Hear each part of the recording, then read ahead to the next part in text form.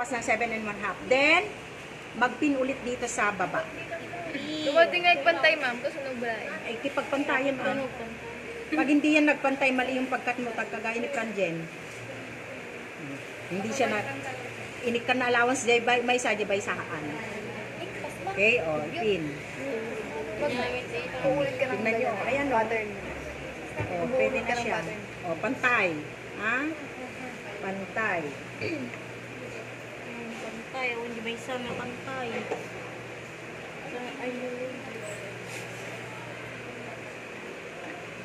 Dapat ka maki-assessment. Ngayon, tatahiin mo siya Sa baba.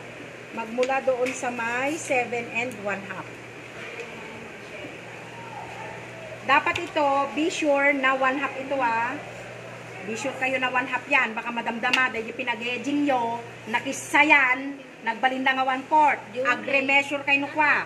Ag-measure kayo ti 1/2. Okay?